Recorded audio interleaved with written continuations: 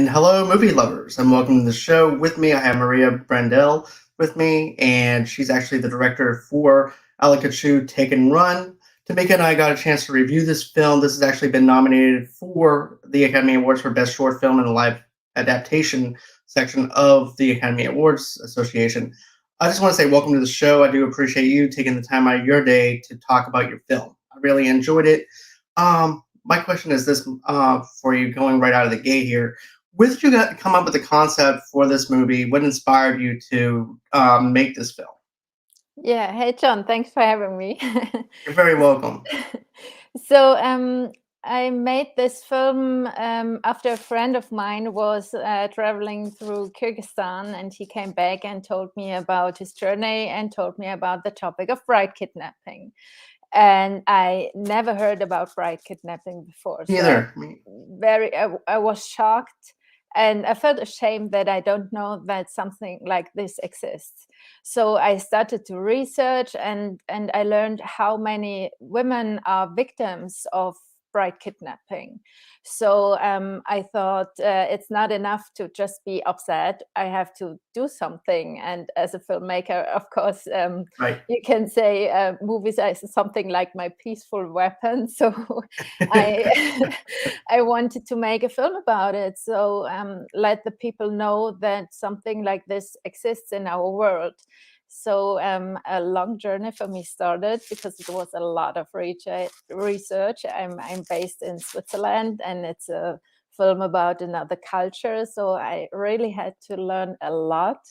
And so I had really a long time of research and starting to make this film and find some money to make it, because most of the people said I'm crazy making a film in a country like Kyrgyzstan in a language I don't speak. So I thought that was really talented, though, of you to go ahead and make a film that's a language that you don't speak. It's very challenging as a filmmaker to do something like that.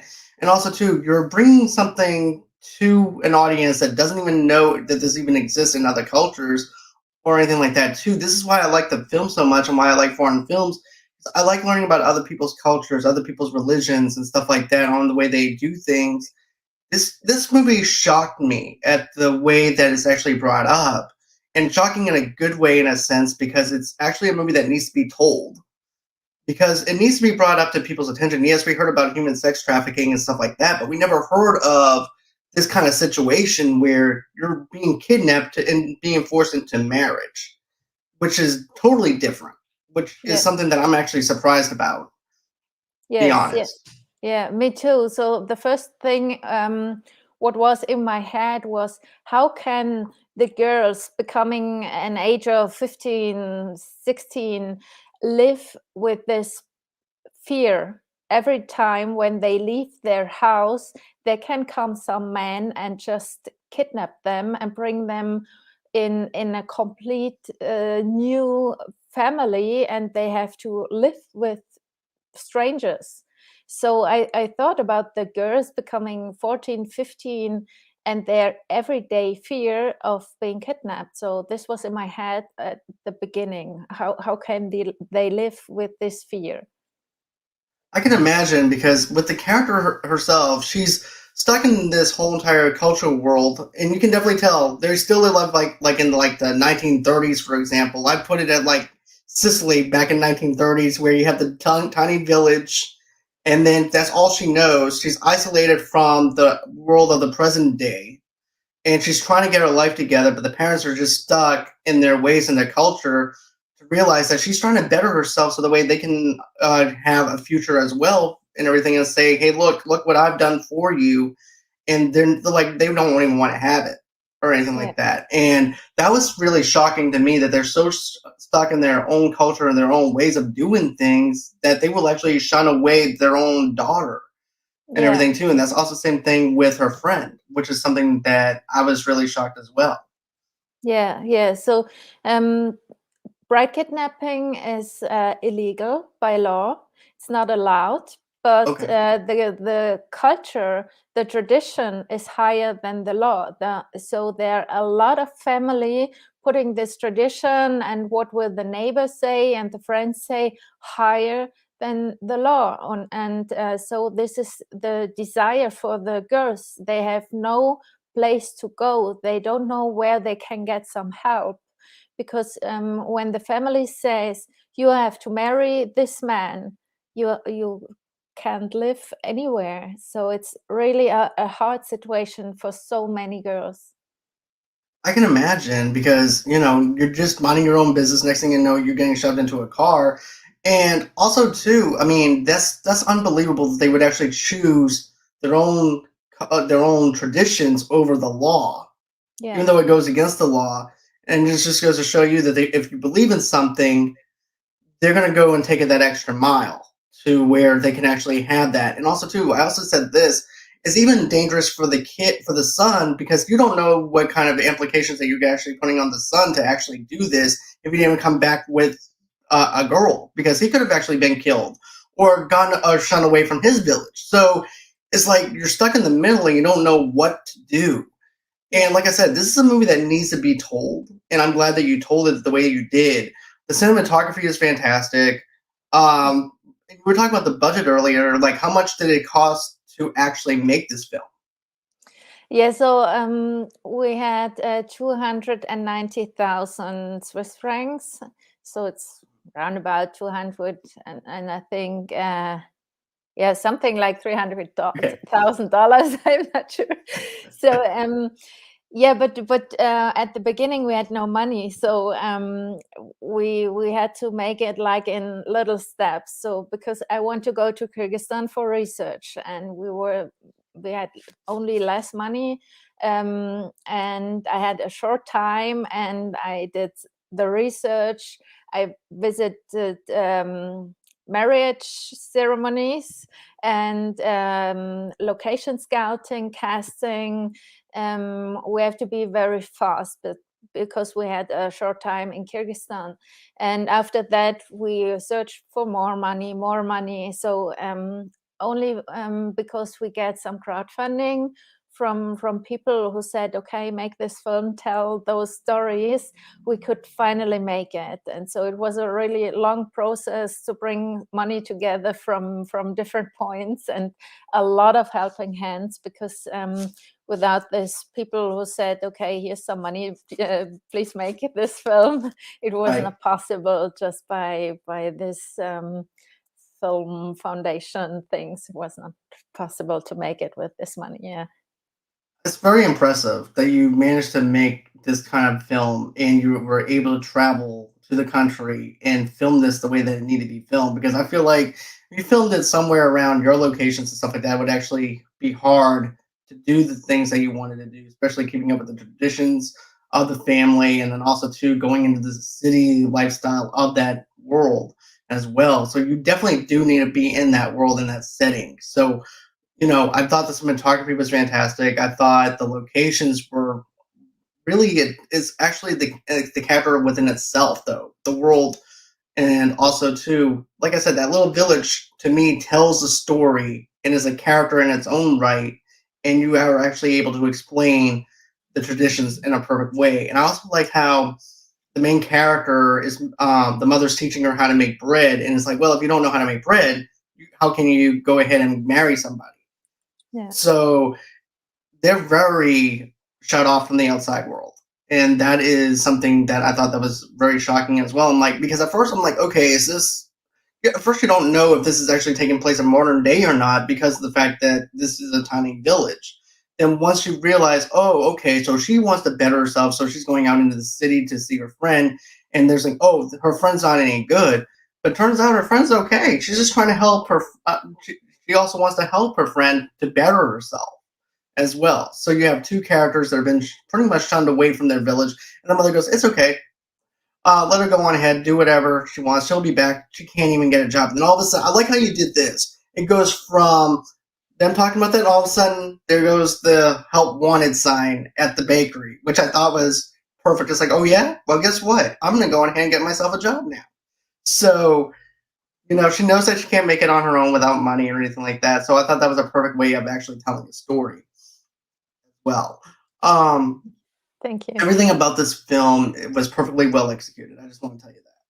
Thank you so much. Yeah, I wanted to start this film with a little coming of age subject. So it's this girl, she has dreams, she wants to study, she wants to go from this little village to a city, she wants to be kind of a modern young woman and want to fight for her dreams. And then it turns and something happens to her, and at the beginning of the film the colors are kind of yellow and red and something like this, like a little dreamy, and then this stops and the color change, the setting change, so it's a break from her life. And we also did this in the visual thing, like the costume and the production design, and all this stuff has different colors after, just a little different colors after that moment. Now that you mention it, I do remember the color scheme of it. At first, it's that bright yellow kind of feel to it, kind of showing like a little bit of innocence, and then her transitioning from her world into a woman, basically into the city life. So I can definitely tell the difference between the two, of a coming of age story mixed in with a modern day tale of what this woman is trying to do and what she's Yeah. trying to accomplish. So I kudos for you on that part. Um, so you did say that you went to some of the wedding ceremonies and stuff like that, right? So what was that like? I wonder. Yeah, I had some help in Kyrgyzstan, because first of all, it was very difficult to make this film in a different country, in such a different culture. So I was based in Switzerland, and I needed help. So before I traveled to Kyrgyzstan, I tried to find some people who can help me, Kyrgyz people who can help me. And I found a Swiss woman living in Kyrgyzstan, in Bishkek, and it's the capital of Kyrgyzstan. And this was so much luck, because I wrote her an email and asked her for help, and she said, okay, sure. And she was so important for us because she speaks Kyrgyz and she knows the Swiss culture. So she was always a translator between the Kyrgyz and the Swiss people, because not so many Kyrgyz people speaks English. So it was not so easy. And with her help, I could tell her, we need some location, we need a casting, we need this and that. And she searched in Kyrgyzstan for help and for people and for filmmakers. And she found a casting director, and this woman helped us organizing a casting and the location scouting. And so we had these people in Kyrgyzstan, and then she built a crew. So she found a costume, makeup, production design, all these people, and then we could start it sending some pictures via WhatsApp, because we couldn't speak the same language. So they sent some pictures. I was like, yes or not. And so we brought some things together that were well prepared when I arrived in Kyrgyzstan for the first time, for the research, for the location scouting and something like this.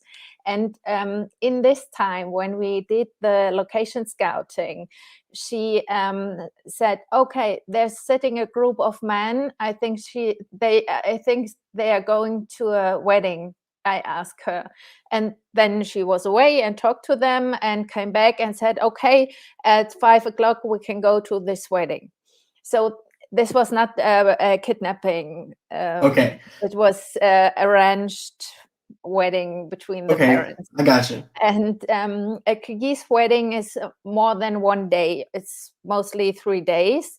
So we had different weddings and different parts of a wedding and different organized weddings. So it was a kind of three different worlds, but there was no kidnap because this was not Right. like, you're planning kidnapping, I'll be there. This was not Right. possible. Yeah, that would be really bad. Yeah. I wouldn't want to attend that. I was like, I think I'm going to go ahead and leave this one. But but well, okay. I'm going to ask you something in 1 second. My fiance wants to ask you this. Says, do you mind me asking, what is your nationality? Because you have beautiful eyes. Thank you so much. I'm from Germany and living in Switzerland. So I'm a Europe, Swiss German girl. Okay. Um, but here's another thing that I find very interesting with this. So a traditional wedding is basically the kind of the same as our weddings over here in the States, right? Or is it completely different whenever you look at the way they do things in their traditions? It's very different because they have so many traditions we don't know.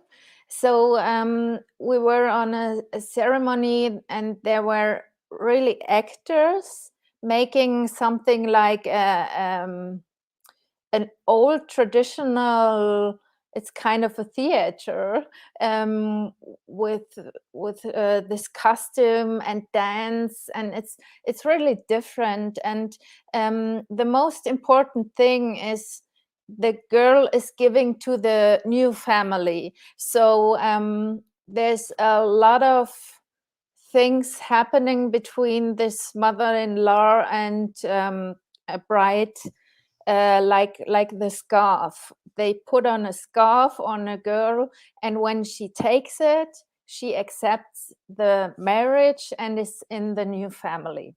So there are a lot of things like that, but they have their own things in different parts of the country. So it was, for me, it was really interesting to see that because they are very friendly. They have open arms and show us their world, the Kyrgyz people. So I felt very welcome, and Right. I was on this wedding on this moment, and there were a lot of food, and yeah, and welcome and be with us. And then so, oh, you have the honor to be with us when we kill the horse for food. And I Whoa. was like, oh, oh, and this is an honor for me. I cannot say, oh no, I don't want to see that. So I was like, oh my God. So and this was a real traditional thing. You pray for the horse and something, and then you cut it. And I was like, okay, I don't want to see it, but I have to be there because I want to respect this tradition and this culture. So there were a lot of things I have to jump over my personal borders and learn a lot of things, and it was really interesting, but not so easy for me. I can imagine though having to witness someone killing a horse as a tradition. And what does that represent though? What does that mean whenever they do that? It's for food, because there Okay, are a for lot food. of guests on this wedding, and many days, and they eat everything. When they kill an animal, they eat everything. And a family with less money, they just kill a sheep or something. And when you have more money, because it's expensive, you kill a horse or a cow or something. And this family had a horse and a cow, and when I was there, they killed the horse, and so they had food for a long time and for all the guests on this wedding, because it's kind of an open door. It's the bride is sitting behind the curtain, and the guests are just coming, and kind of looking at the bride, at the new woman in the family. And for that, the family is prepared with a lot of food, because days of 3 days, or maybe a little more, people are just coming and they get food and drink tea and see the bride. So they need a lot of food for that. Oh wow, I can imagine how challenging that was to actually have to witness that because it's like, okay, I'm attending this wedding and everything, everything's going good. Now we're gonna kill a horse. I'll be like, what? Yeah. Um, Let me see what else I have. I think I have to go, but here's the thing though: as a director, you have to put yourself in a challenging spot where it's like, I have to do this to make my movie because my movie is my baby, and also to make a film, it takes a village to make a film, and also too it takes a village to make to have your actors and stuff like that too. So I understand where you're coming from with staying there, and I give you props for staying because most people would probably just wind up leaving. But that's very interesting, though, that they do that and everything, and they have food for that. And of course, we also see an animal getting uh, taken from the main character. That's all she had that resembled her past. Yeah. And then here they are. They go on and kill that animal and everything as a sacrifice for them to eat. Yeah. That's what I took it as. Yeah. It was so important for me that she has this one friend. This is the goat or the sheep, and the family kill them for food. So it was important for me to bring her in this situation because this is how it's going. The people are poor in Kyrgyzstan. You don't have water. You cannot put the, I don't know how you say it, the hand on, and there comes some water. You Right. have to bring the water from a sea or lake, from uh, Right. wherever there's Because they don't have water. a faucet or anything like Yeah, that. They yeah, actually right. have to bring it. Yeah, I get what you're saying. Yeah, and we sometimes we had no electricity on the set and something like this, so we had to prepare a lot of things for making this film because we had 13 shooting days. And I came to the producer and said, okay, and we must have a sheep or a goat, and this is what I wrote in the script. And she was like, oh my god, what are you doing? And then our product designer, he was on the market for animals, and he sent me WhatsApp pictures from different sheep and goats, and I was like, I want this one, and he brought it to me. And the Kyrgyz people, after we shoot it, said we have to kill this sheep or goat because of course we didn't kill it in the film, Right. and we have to kill it because it brings bad luck if we don't do that. And I was like, for who it's bad luck? And they said for the sheep. And I was like, but when we kill when we kill It's the like, wait, sheep, what? more bad luck as getting killed she will never have. That's crazy though because it's like, wait, so we're killing an animal so we won't have bad luck, but to me, I think that's bad. To be honest with you, I just want to say that scene right there was shocking and really realistic and everything with the way that you shot that and everything. Of course, I know you know, like you said before, you didn't actually kill the animal or anything like that, but the way it was shot, the way it was done, it was shocking, and my mouth was hung open. I'm like, ooh, this is Yeah, really deep and yeah, everything because I'm like, I feel bad for the character because of the fact that's all she had to resemble her past.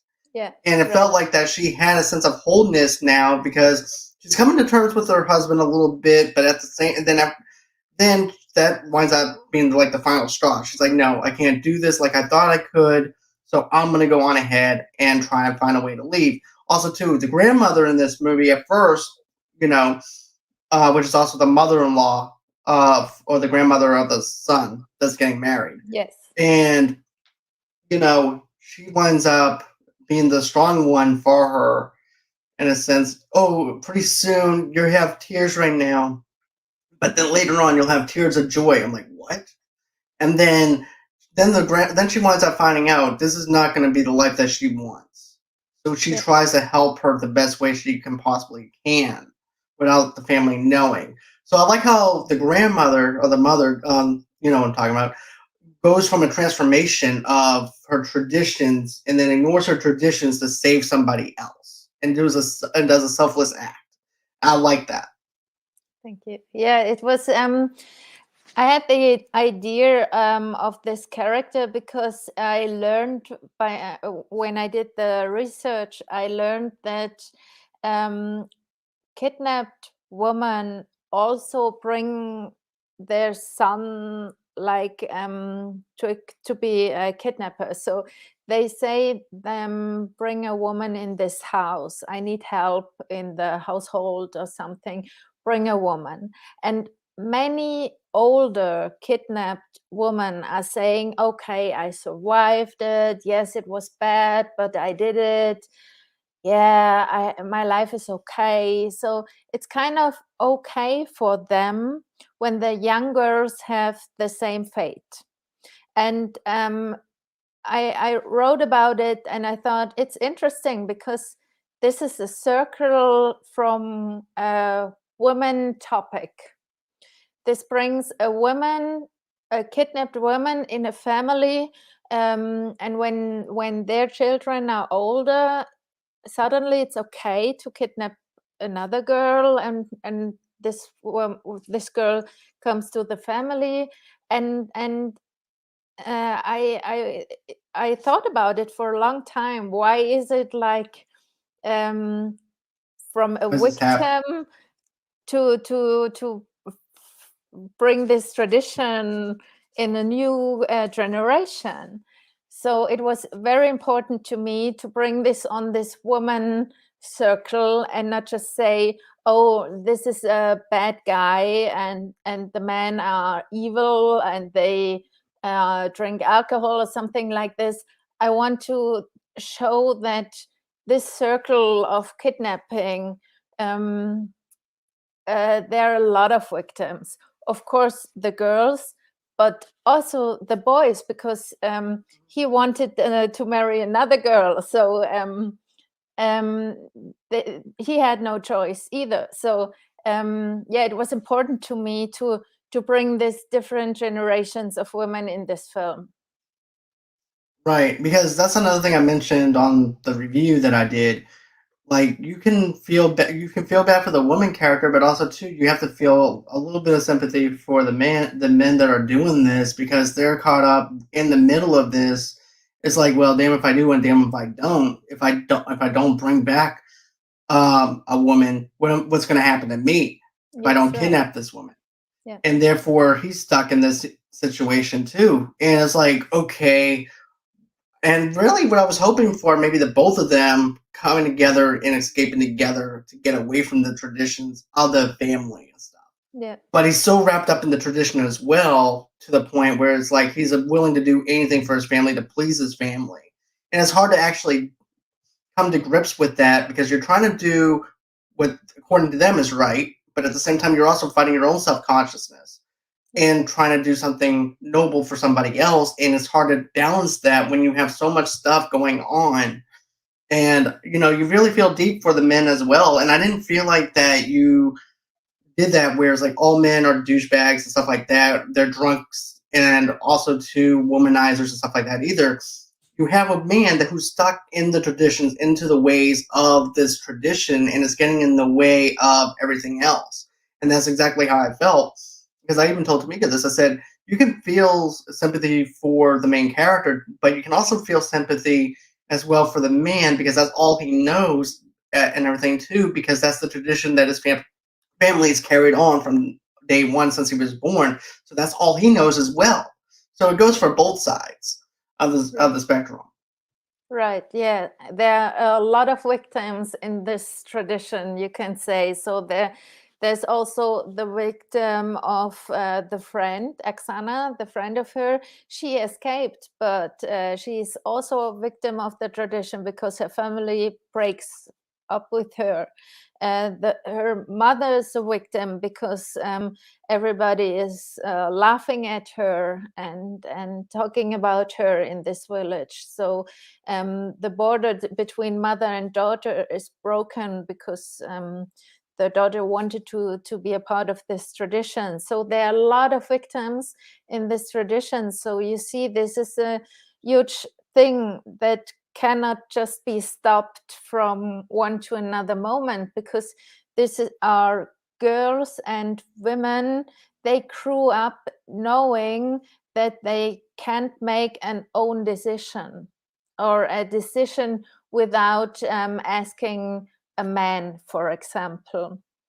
So there's a lot of things to do that you can stop something like this tradition of bride kidnapping, because there are so many people involved in this, and the people are talking about other families, and this is important because in this areas where the people are poor, or you have to get help from your neighbors or something, because something is broken, something one The has foundation's right. yeah, there's Foundation is broken, right. right. So you need an community to get help from other people, because you're living in a way far, you're living way far from a bigger city or something. You need someone who has a car, and you have to be part in a community. And it's not so good for the people when the people turn around and say, I don't want to talk with you anymore. So it's very difficult, because it's a huge thing, a huge theme for all the people, not only for the girls, because the mother want to be a good mother, and they want that the people know she did a good job by teaching her daughter to be a good wife, for example.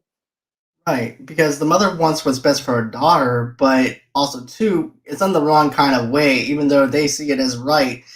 And I like characters who think that they're the best, that they want the best for somebody, but really it's actually the ones where it's not right at all. They wind up becoming the villain themselves and everything, Yeah. versus helping somebody, even though that's not the story that you're telling. But the ones who think that they're doing something right is actually doing something wrong. And because of the fact that they believe in something, that makes them that much more dangerous Yeah, and right. everything too, because you're doing something that is actually not allowing your daughter or son to trust anybody or anything Mhm. like that because of your traditions.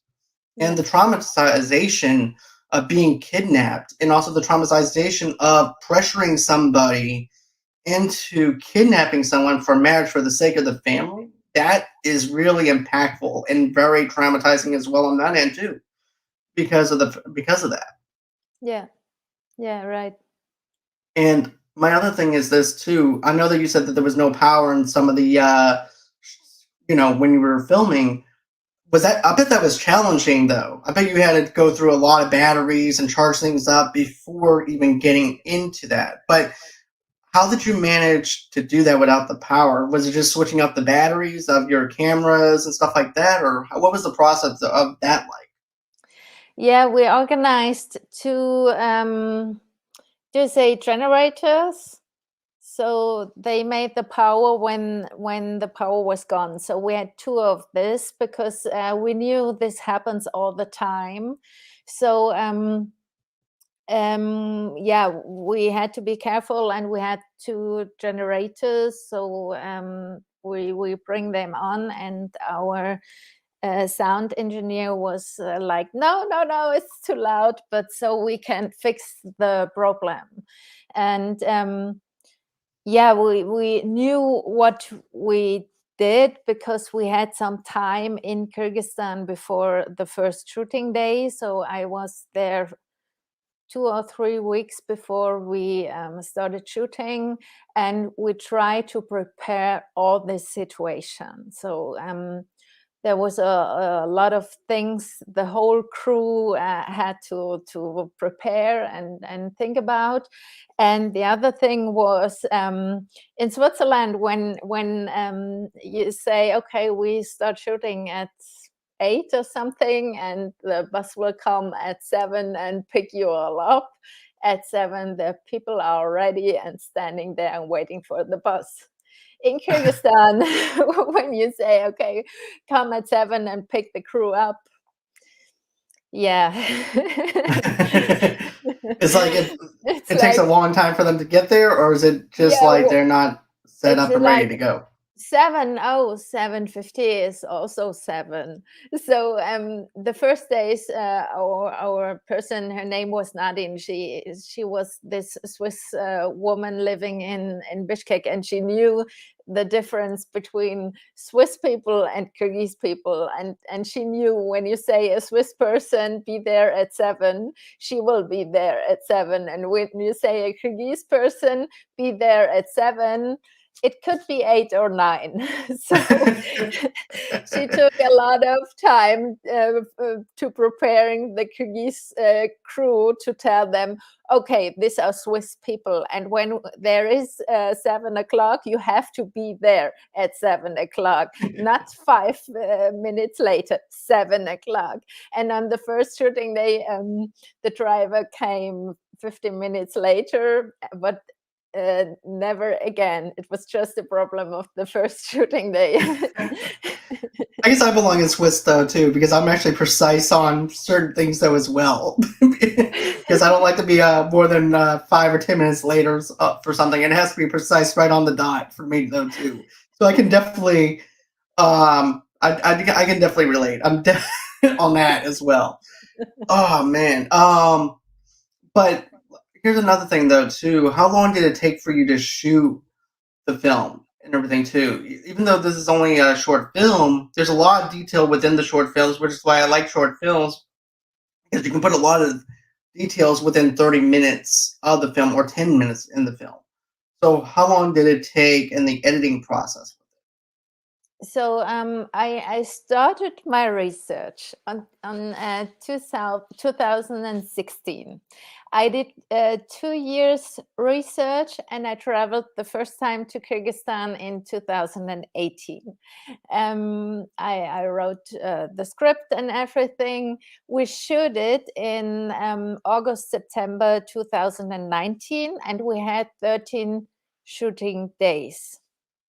And this was not so much. We had to hurry up, and we came back and edited the film. And this was also an experience, because the editor and myself, we don't speak Kyrgyz, but we had this Kyrgyz material.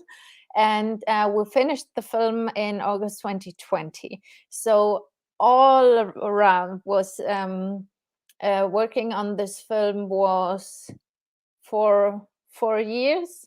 And now this run with festivals, and now this Oscar shortlist is another year. So I'm having this project, this film, in my heart since 2016, and now it's 2022.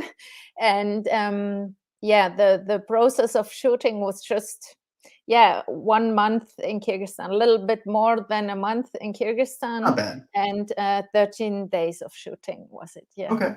That's very interesting, and I'm happy that this film is actually on the short list to actually get nominated and everything for an Oscar. You definitely deserve that, and so does the rest of the cast and crew. The cast and crew, I can tell, did a fantastic job on doing the things that they need to do and get things done in a timely manner. That's amazing from 2016 all the way until now, Yeah. and especially during a pandemic and Oh everything yeah. too. I bet that was also another challenge though too, is trying to figure out a way to film and also to keep everything within the time range that you want to finish it, and then of course put it into the festival, because of the fact that we're still in the pandemic, we're still in the midst of COVID, unfortunately. But trying to keep people 6 feet apart and also too trying to film is also a tough thing though too. Yeah. Was that another challenge for you though as well, trying to figure out how to do that? Yeah, it broke my heart, because we had no problems while shooting this film. It was before the pandemic Okay. started. And then in the editing process, it started with this COVID thing. We didn't know, what is it? How long will it take? And when we finished the color grading, suddenly there was a lockdown. So the whole music and sound process was like, okay, how can we do that? And they sent me files to my laptop. So I usually go to the studio and be with the people, and suddenly it's just my laptop, and I get some files from the sound designer and some files from the musician, and I have just my laptop. I bought some professional headphones and try to make this, but I had no studio. I had just my computer, and so this was difficult. But I thought, okay, maybe it's over in some months or something. And then we finished this film, and yeah, it was like lockdown. Nothing happened. The cinemas are closed. The festivals, the film festival, didn't know what to do in the first weeks, month, for sure. So okay, some said no, we wait this year. We be there again next year. Some said, okay, we try it online. How will that work? So it was a kind of yeah, frustrating, because I worked so hard on this film. It was so important for me, bringing this fates of these women out in the world, and it felt like everything stopped. You have no chance as a filmmaker to show your film to an audience. So then we had this 38 minutes. It's not so easy because it's not 20 minutes, it's 38 minutes. And then Right. we had the first festival. It was Rhode Island, and I was so happy about this moment, because finally I could show this film to an audience, and I didn't know how do they find it, do they like it or not. I didn't have this experience sitting in the audience and hearing this tiny noise thing when Right. when you To say, allow ah, you he to laughed, know. or yes. Right.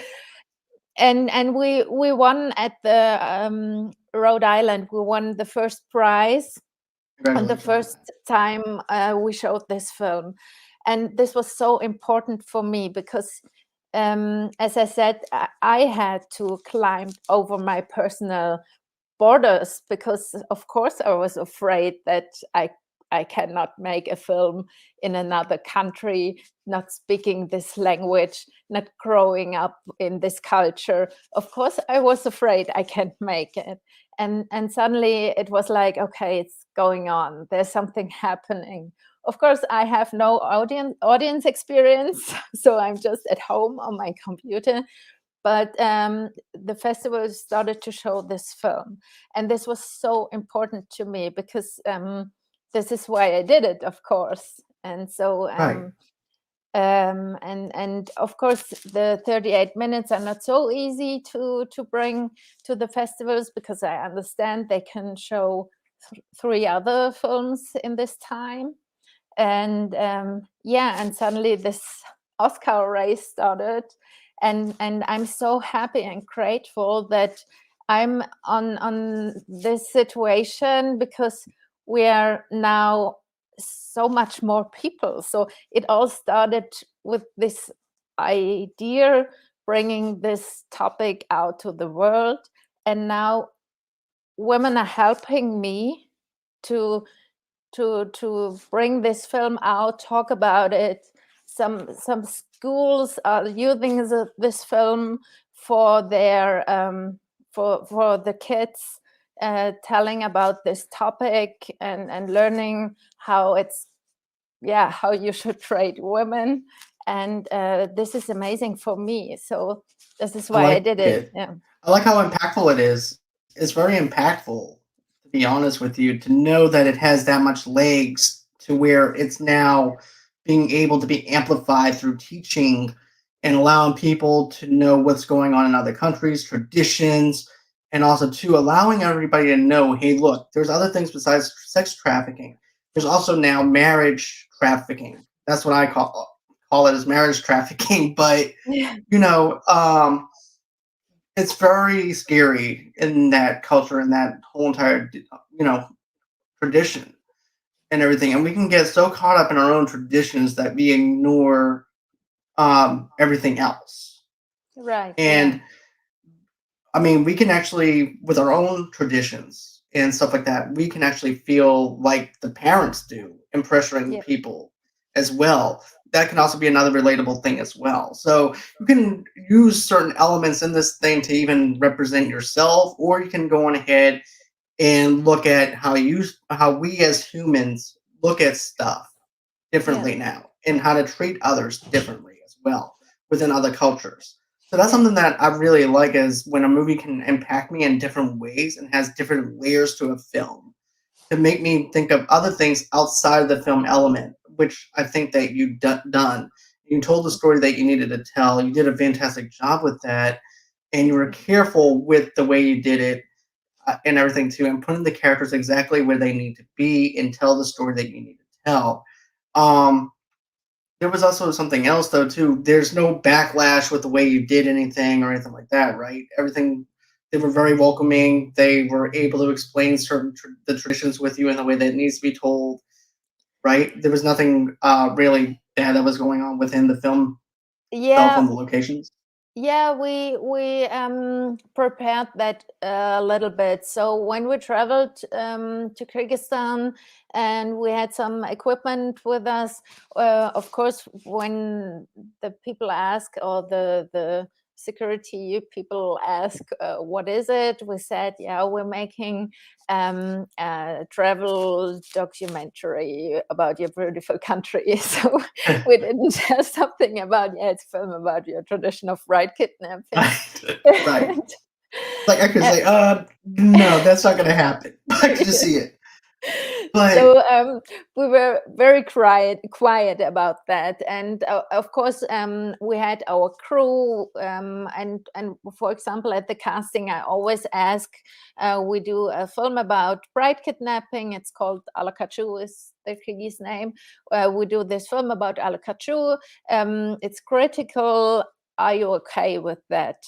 And so I always ask this question because I don't want to be the European girl coming to another country and tell them how to do it. So right. it was very important for me to be respectful and honor their things in their country. And so I found a crew and cast who wanted to change something. The cast, some of the actors are kidnapped, 2 or 3 actors are kidnapped themselves, so they know what happened to them, or the other know Okay, what so they're happened. survivors. Okay, Yeah, right. And all great. of them, of course, it happens so often. It's kind of normal that everyone knows how it is to be kidnapped or know someone, the friend or the cousin or anyone, and they have their own experience and their real experience. So we become this team of having this mission and have this common goal, and this was very important for me that the whole crew was in this, okay, we can change something, we can make something. So they helped me understanding the tradition. They helped me a lot, especially the cast always said to me, okay, it's like this or that, and we found this common language together from this film. So and yeah, I was a little bit afraid by shooting this kidnapping scene because I knew she had to scream and it will be loud. And we were okay. What's when the police will come? But nobody really cared because, of course, girls were kidnapped in this country. It's like, so It's what? normal. Yeah, right. So Right. we had really no problems, and we said there's kind of social media stop.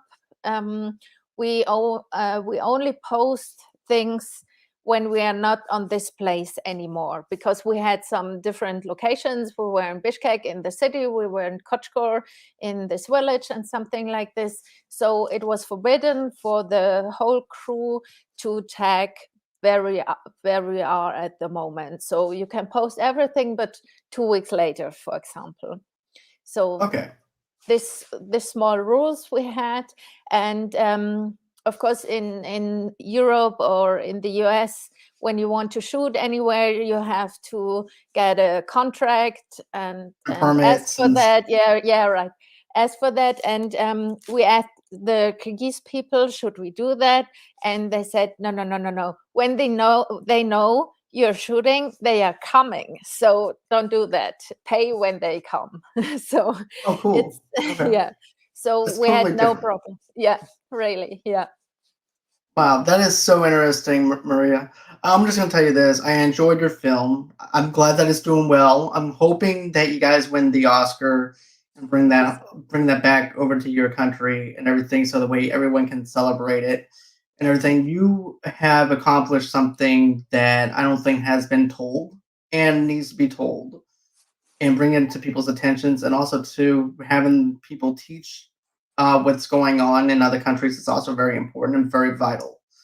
So Thank you that's so much. gonna be it as far as everything go for this interview goes, though. But thank you so much for sharing the behind the scenes stuff and doing everything. It means so much to me that you took the time out of your day to talk about your film. Um, on your social medias and everything, can people where can people follow you at and all that stuff? Yeah, on Instagram, it's Ala Kachuu, the film. You can find me on myself on Instagram. It's Maria Brendle. It's Brendle geschrieben, written, Brendle. Facebook, Twitter a little bit.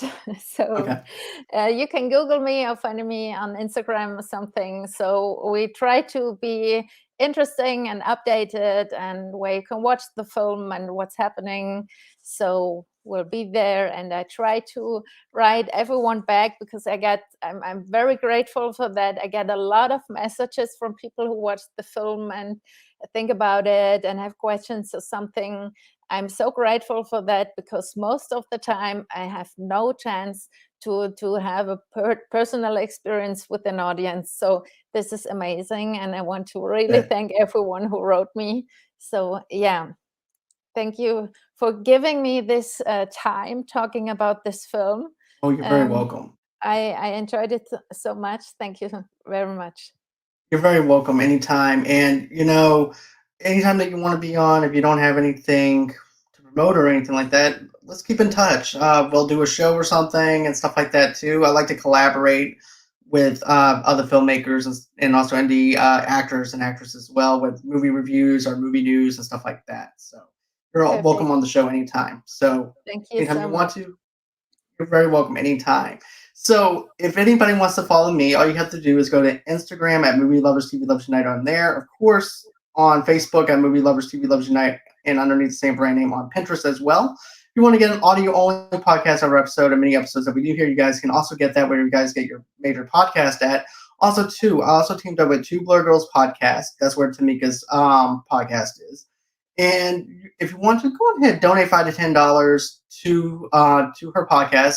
Matter of fact, we actually teamed up with Children's of St. Jude's Hospital, so all proceeds go over to the Children's of St. Jude's Hospital for cancer and stuff like that. So get yourself a Cincy, donate $5 to $10, and get yourself a Cincy. All proceeds go over to the Children's of St. Jude's Hospital.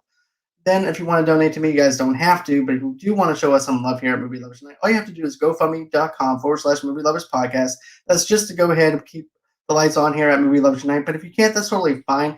Just clicking that like button, clicking that share button, and also too, the notifications on the bottom right hand corner to allow you guys to know when we have something going on. Click that little bell, smash that bell on the right hand corner.